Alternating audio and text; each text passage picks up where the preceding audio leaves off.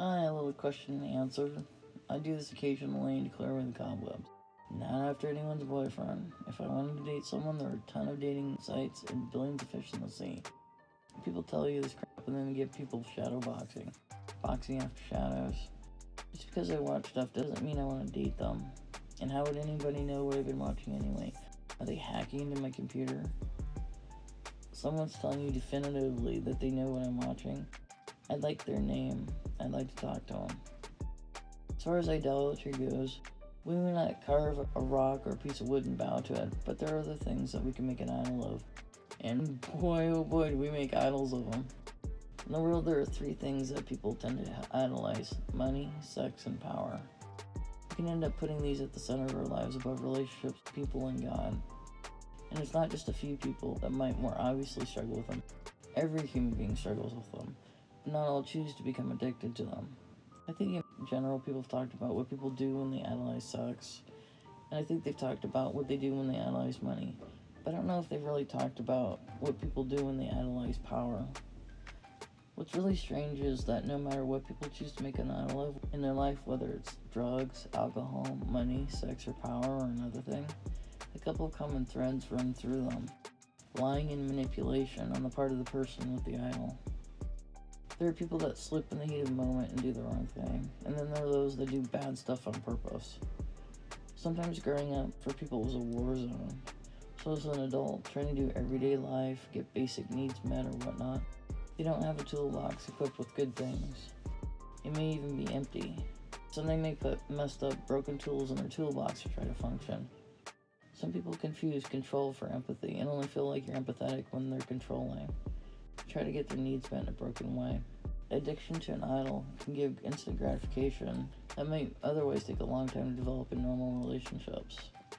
And one can crave their idol to the point that critical life factors like work responsibilities and family relationships become insignificant compared to the need for their idol, be it money, sex, or power, drugs, alcohol, etc. With this immediate, artificial sense of gratification, this results in the person wanting more and more, regardless of how much brokenness they bring, only thinking about themselves. Some people deal with their fear and hurt by trying to control. When people have broken tools in the broken parts of life, they can cause a person to try to compensate by controlling people around them. Desperate cravings for control quickly erode a person's morals and principles, causing people to stop caring about how their actions are affecting relationships. Some people realize their brokenness is affecting loved ones and experience partial remorse that causes them to try to lie about it. Someone with an idol can have difficulties with objective thought. That is, they pop off when you're trying to have certain deeper discussions. It negatively impacts a person's ability to think clearly and make educated and informed decisions.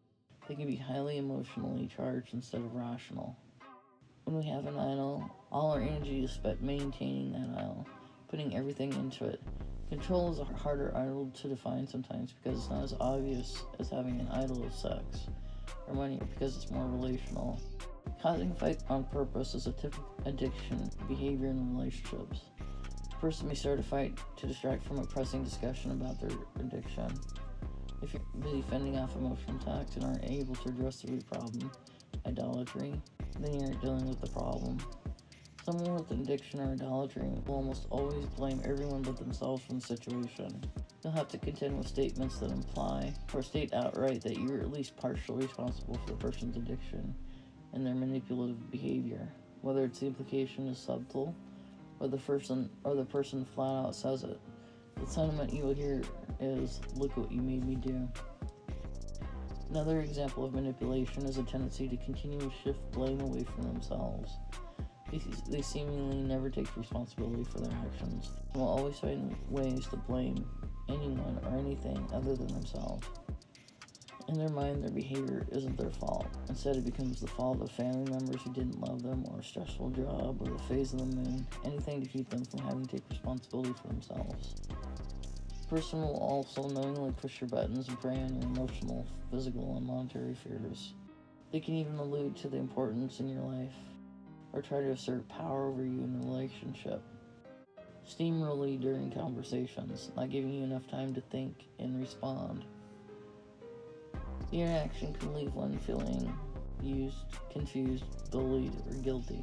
They remind you of your own failures and focus on those instead of taking their own inventory and looking inside. The person will never take responsibility for their behaviors, instead choosing to blame their lifestyle, other people, or anything other than themselves. Some people don't feel like their sin or their life isn't sinful.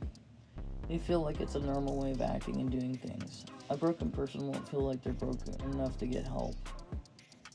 They let it override their concern for how they treat others.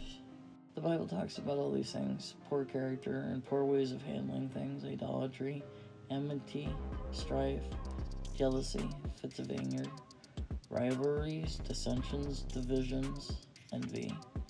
As I said, people who are addicted to an idol act like this way as they put the idol at the center of their life. This is their character, and it shows in the world in different ways. There are foolish, evil, and wise people, and you have to discern the difference. Foolish people tend to be immature people, though when they do broken things, they don't mean to, so you can't really judge their heart. Wise people try to do things the right way and are concerned how they treat others. Then there are evil people who might know what's right, but they do not care. They do bad things on purpose. True power in the universe comes from self-control. That's how God made it. An evil person will do all sorts of broken things and have different ways of doing them. They'll self-centered, and they'll use slander and hate to try to get other person to hate a person they don't like. This stems from an idol of power. The Bible talks about revilers. Another name for them is slanderers. I didn't know what a reviler was, as I do now. To revile something means to hate it, basically. A reviler is someone who purposely tries to make others hate a person they hate or don't like. They don't care about what they're doing or how it affects others. It's about me, myself, and I, losers, and everyone else can shove off. They don't care how they tear up things. They will tear up a community by gossip and innuendo. These people use gossip as a weapon. They will use slander, which is basically cowardly, to try to murder another's reputation, to try to get others to hate a person they don't like, to destroy their reputation by lying. You may think it's no big deal, I'm just telling gossip about someone, but God says we're accountable for every word we say. If someone's legit and not a reviler, then they'll talk to the person they're having an issue with as directly as possible. Hey, if you have any questions, if someone said I did something or said something, y'all should DM me. I'm happy to talk about it. I haven't had anyone use DMs or ask me if such and such is true or not.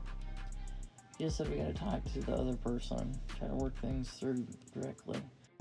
Broken people lie to cover up about the bad things they're doing so they don't get in trouble, to not be accountable for what they're doing. They use toxic gossip, saying stuff about people as much as possible. Such fun dealing with difficult people. Sarcasm. We all dealt with them. I'm dealing with them. One thing broken people like to perpetuate is that if someone doesn't respond, then they're agreeing with what you're saying. That is such garbage. Some people may not respond because what the other person was saying was garbage and immature, and the person doesn't want to continue with the immaturity. Or the person they're dealing with was doing some of the broken stuff I've just been talking about, like picking fights. So the more mature person walks away. Then the broken person responds with, they're silent so they agree with me, to try to provoke them into responding, into continuing with the immaturity and fighting. If the broken person's a cry bully, then they'll wind the other person up, and if the other person gets upset, they cry so they can be the victim and not get in trouble for trying to start stuff, or starting stuff. If you talked in a blog about an issue instead of talking to the person, how do you know that the person saw it?